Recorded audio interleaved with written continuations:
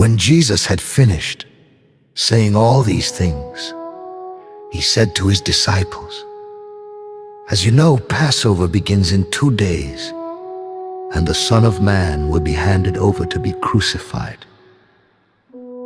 At that same time, the leading priests and elders were meeting at the residence of Caiaphas, the high priest, plotting how to capture Jesus secretly and kill him. But not during the Passover celebration, they agreed, or the people may riot. Meanwhile, Jesus was in Bethany at the home of Simon, a man who had previously had leprosy. While he was eating, a woman came in with a beautiful alabaster jar of expensive perfume and poured it over his head. The disciples were indignant when they saw this. "What a waste," they said. "It could have been sold for a high price and the money given to the poor."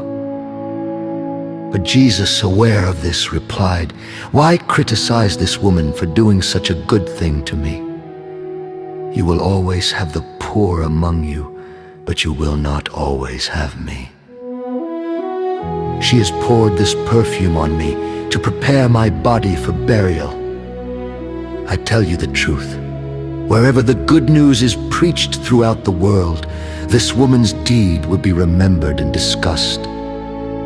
Then Judas Iscariot, one of the 12 disciples, went to the leading priests and asked, "How much will you pay me to betray Jesus to you?" And they gave him 30 pieces of silver.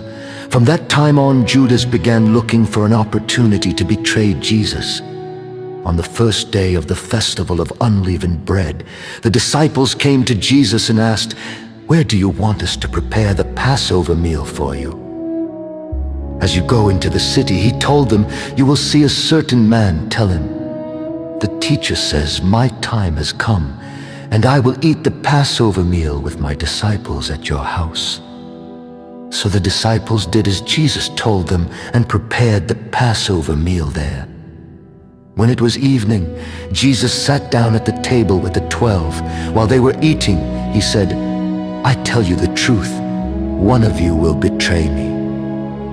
Greatly distressed, each one asked in turn, "Am I the one, Lord?" He replied, "One of you who has just eaten from this bowl with me will betray me. For the Son of Man must die, as the Scriptures declared long ago, but how terrible it will be for the one who betrays him. It would be far better for that man if he had never been born."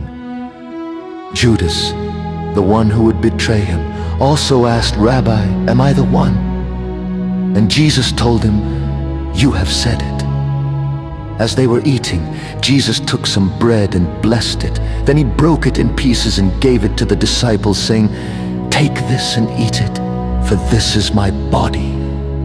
And he took a cup of wine and gave thanks to God for it. He gave it to them and said, "Each of you drink from it.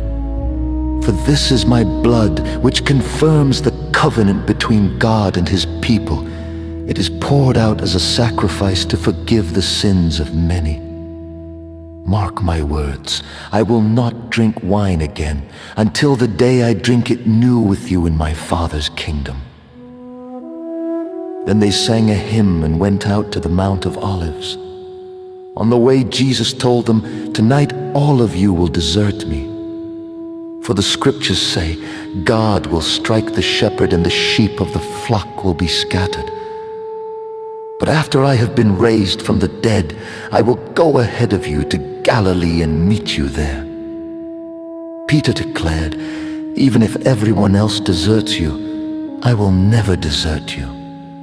Jesus replied, "I tell you the truth, Peter, this very night, before the rooster crows, you will deny 3 times that you even know me." "No," Peter insisted, "even if I have to die with you, I will never deny you." And all the other disciples vowed the same.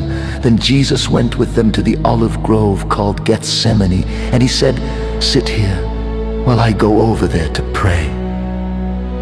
He took Peter and Zebedee's 2 sons, James and John, and he became anguished and distressed. He told them, "My soul is crushed with grief to the point of death, stay here and keep watch with me."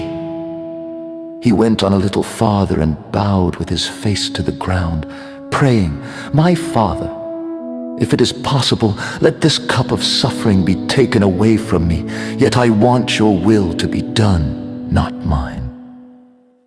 Then he returned to the disciples and found them asleep. He said to Peter, "Couldn't you watch with me even 1 hour? Keep watch and pray, so that you will not give in to temptation. For the spirit is willing, but the body is weak."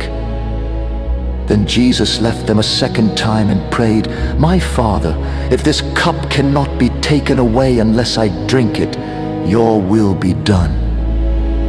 When he returned to them again, he found them sleeping, for they couldn't keep their eyes open. So he went to pray a third time, saying the same things again. Then he came to the disciples and said, "Go ahead and sleep, have your rest. But look, the time has come. The Son of Man is betrayed into the hands of sinners. Up, let's be going. Look, my betrayer is here." One of the 12 disciples arrived with a crowd of men armed with swords and clubs. They had been sent by the leading priests and elders of the people. The traitor, Judas, had given them a prearranged signal. "You will know which one to arrest when I greet him with a kiss." So Judas came straight to Jesus. "Greetings, Rabbi!" he exclaimed, and gave him the kiss. Jesus said, "My friend, go ahead and do what you have come for." Then the others grabbed Jesus and arrested him. But one of the men with Jesus pulled out his sword and struck the high priest's slave, slashing off his ear. "Put away your sword." Jesus told him, "Those who use the sword will die by the sword. Don't you realize that I could ask my Father for thousands of angels to protect us, and he would send them instantly? But if I did, how would the scriptures be fulfilled that describe what must happen now?" Then Jesus said, "Thelashit, say Lolisian, that you come with swords and clubs to arrest me. Why didn't you arrest me in the temple? I was there teaching every day. But this is all happening to fulfill the words of the prophets as recorded in the scriptures." At that point, all the disciples deserted him and fled. Then the people who had arrested Jesus led him to the home of Caiaphas, the high priest, where the teachers of religious law and the elders had gathered. Meanwhile, Peter fought him out at a distance and came to the high priest's courtyard. He went in and sat with the guards and waited to see how it would all end inside. The leading priests and the entire high council were trying to find witnesses who would lie about Jesus, so they could put him to death. But even though they found many who agreed to give false witness, they could not use anyone's testimony. Finally, 2 men came forward, who declared this man said, "I am able to destroy the temple of God and rebuild it in 3 days." Then the high priest stood up and said to Jesus, "Well, aren't you going to answer these charges? What do you have to say for yourself?" But Jesus remained silent.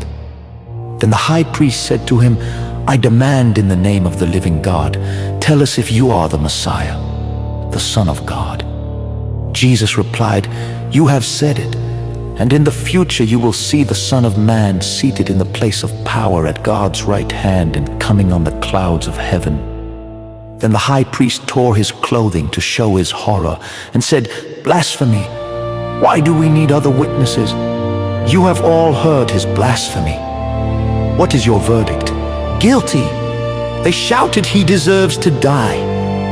Then they began to spit in Jesus' face and beat him with their fists, and some slapped him, jeering, "Prophesy to us, you Messiah. Who hit you that time?" Meanwhile, Peter was sitting outside in the courtyard. A servant girl came over and said to him, "You were one of those with Jesus the Galilean." But Peter denied it in front of everyone. "I don't know what you're talking about," he said. Later, out by the gate, another servant girl noticed him and said to those standing around, "This man was with Jesus of Nazareth."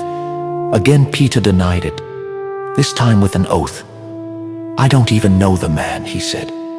A little later, some of the other bystanders came over to Peter and said, "You must be one of them. We can tell by your Galilean accent." Peter swore, "A curse on me if I'm lying. I don't know the man." And immediately the rooster crowed. Suddenly, Jesus' words flashed through Peter's mind. "Before the rooster crows, you will deny 3 times that you even know me." And he went away, weeping bitterly.